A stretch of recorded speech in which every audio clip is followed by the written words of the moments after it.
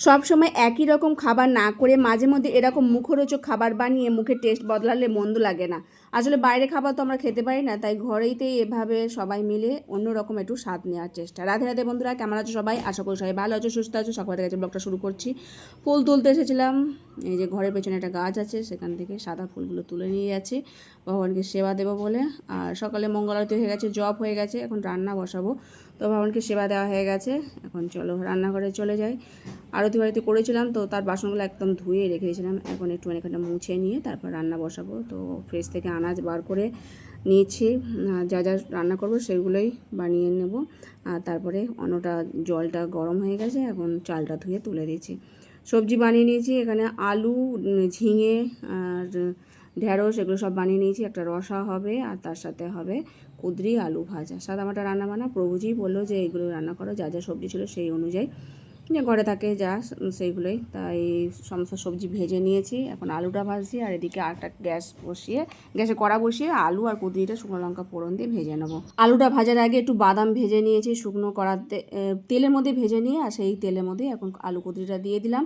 তো ওর সাথে পরে মিশিয়ে দেবো, বাদাম ভাজাটা ওর সাথে ভালোই লাগে। এদিকে অন্যটা হয়ে গেছে, আমি ফ্যানটা ঝাড়িয়ে নিয়েছি আর মশলাও করে নিয়েছিলাম সবজিতে দেওয়ার জন্য।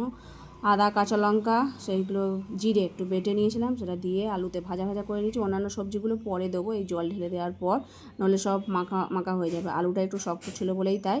আর সেটাকেই এখন রসার মধ্যে দিয়ে দিলাম সব কটা সবজি, তারপর সাঁতলে নিয়ে ভগবানকে সেবা দিয়ে দিয়েছিল প্রভুজি।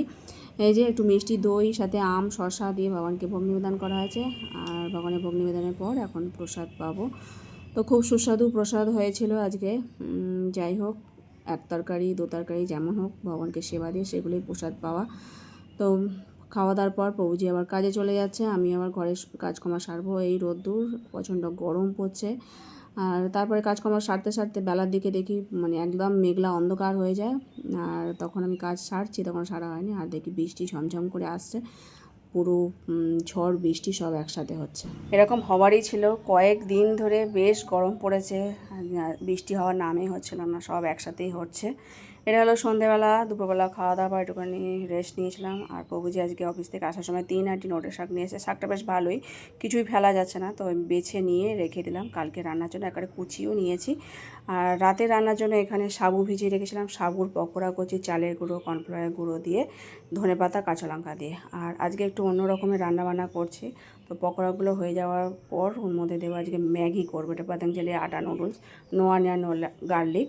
তো সব একটু ভেজিটেবল দিয়ে করবো, ভেজিটেবলে বাঁধাকপি ক্যাপসিকাম দিয়েছিলাম, কাঁচা লঙ্কা কুচি দিয়ে। এখন মশলা দিয়ে দিয়েছি। সবসময় রুটি তরকারি একই রকম খাবার না করে মাঝে মধ্যে এরকম মুখরোচক খাবার বানালে মুখের টেস্টটা বদলাতে মন্দ লাগে না। তো বাচ্চারাও খুব ভালোবাসে ম্যাগি।